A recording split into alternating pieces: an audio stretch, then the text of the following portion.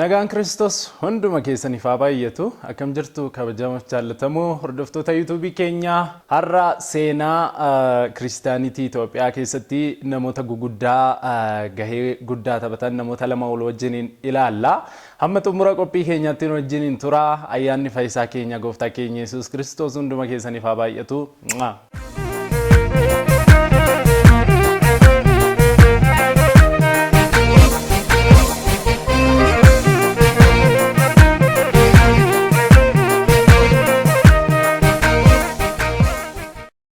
Bara mootummaa Izaanaa yommuu darbinu seenaan akka dubbatutti jechuudha. Baay'ooliin keessan histirii yommuu barattanitti jedhee abdii guddaan qaba.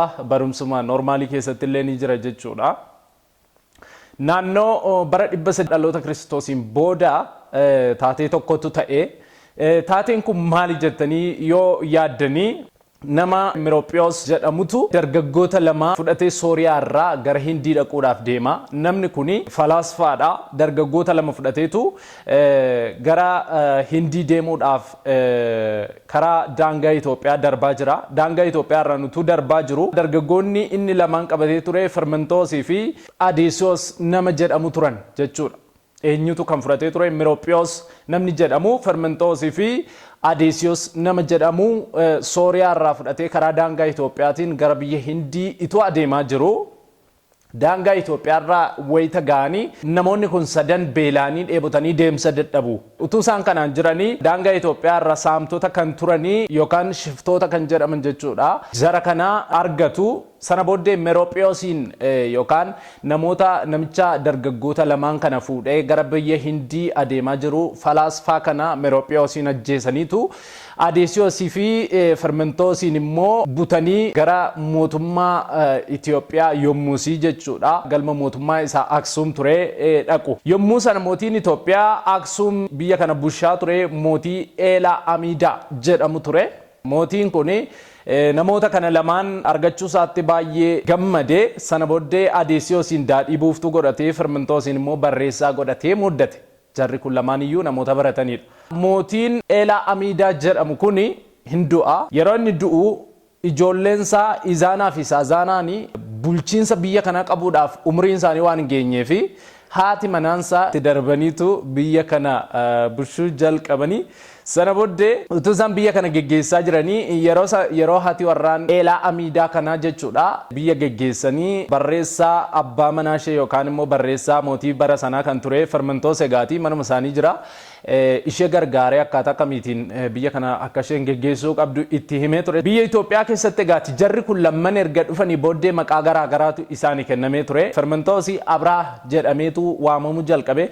Adeesiyoos immoo Axibaa jedhameetu waamamuu jalqabe jechuudha. Kanaaf egaati biyya Itoophiyaa keessatti maqaan isaanii Abraa fi Axibaa jedhamuudhaan beekamuu jalqabe jechuudha. Jarreen kun lamman akkuma jalqaba isinitti himee Sooriyaadhaa kan ka'anii Mirophiyoos nama jedhamuun durfamuudhaan falaasfaa bara sanaa kan tureen gara biyya Hindii adeemaa akka isaan turan seenaan ni dubbata. Sana booddee egaati Mirophiyoos namni jedhamu kun boqoteera. Adeesiyoosii fi Fermentoos mana mootichaa Itoophiyaa yommusii keessa turanii ijoolleen ishee Izaanaa fi Saazaanaan umriin isaanii guddatee sadarkaa bulchiinsaatiif ga'a. Bara 330 dhaloota Kiristoosiin booda Izaanaan yommuu bulchiinsa kana fudhatu akka lakkoofsa faranjiitti bara 330 guutummaan guututti dachee Itoophiyaa irratti kiristaanummaan seera qabeessummaa ta'ee yookaan beekamtii argate jechuudha. Dachee Itoophiyaa keessatti egaati amantiin kiristaanummaa gara Itoophiyaa utuun seeniin dura Itoophiyaa keessatti wanti waaqeffatamaa ture aadaan waaqeffannaa amantii gosa sadiitu turan. Isaan keessaa inni tokko Itoophiyaan Pershiyaa wajjin walitti dhufeenya daldalaa walitti dhufeenya aadaa turizimii siyaasaa garaa garaa waan qabduu fi amantii biyya Pershiyaatii dhufeedha boofi. Sana booddee keessumaa naannoo Aksuum keessatti jechuudha. Boofti akka har'a Hindii keessatti amantii itti waaqeffatamu ta'ee itti sagadamu akkuma kana itti sagadamaa ture boofatte jechuudha. Inni lammaffaan amantii Ormaatii innis waaqa tolfamaa waaqessuudha. Inni sadaffaan amantii Yihuudotaatii biyya kana keessa kan ture jechuudha.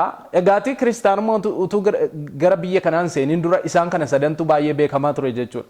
Bara 330 akkuma sila dubbadhee akka lakkoofsa faranjiitti jechuudha. Mootichi Izaanaa kiristaanummaa yommuu fudhate kaasee garuu biyya Itoophiyaa irratti kiristaanummaan amantii beekamaa fi amantii isa jalqabaa mootummaadhaan beekamtii argate ta'ee labsame jechuudha.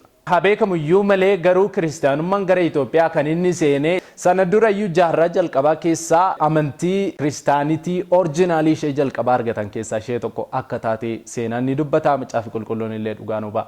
Hojii ergamootaa boqonnaa 8 lakkoofsa 28 kaafnee hamma lakkoofsa 40tti yoo ilaalle hojjetaan mootii Itoophiyaa tokko iddoo sana akka ture macaafa qulqulluun dhugaa nu ba'a. Kanaaf Itoophiyaan biyyoota kiristaanummaa jalqabaa keessaa bu'uureessan keessaa yookaan immoo hundeeffama kiristaanummaa isa jalqabaa keessaa qooda qaban keessaa tokko akka taate seenaan illee ifatti lafa kaa'a. Bu'uureffamni waldaa kiristaanaa isheen jalqabaa walga'iin jalqabaa magaalaa Yerusaalemitti ta'ee gooftaan biyya lafaa kanarraa ol fudhatamee gaafa guyyaa 10 akkasuma immoo dabalataan immoo gooftaan du'aa ka'ee gaafa guyyaa 50ffaa dhaloota kiristoosiin booda bara 33 naannoo ji'a 6ffaa keessa jechuudha. Kana keessa walga'ii Yerusaalemitti ta'ee gaafa bu'uun hafuura qulqulluu magaalaa Yerusaalem keessatti utuu Phexros lallabaa jiru utuu Phexros dubbataa jiru gaafa Phexros lubbuu abbootii manootii duwwaa 3,000 ol gara gooftaatti fide sana lammiileen Itoophiyaa illee achi keessatti akka argaman seenaan ni dubbata. Hamma xumuraatti waan wajjin taataniif Waaqayyo gooftaan isin eebbisu guddaa isin jaallanna. YouTube kan akkan jalqaba isinitti share gochuun dagatina, subscribe, like, comment gochuun dagatina. Facebook keessaniin, Telegram, Instagram, WhatsApp keessaniin, Imo keessaniin illee waliif qooda irraa baradhaa. Yeroo dhufu qophii biraatiin hamma wal arginutti Waaqayyo gooftaan keenya hunduma keessaniin wajjiniin haa ta'u. Guddaan isin jaalladhaa. Nagaan tura.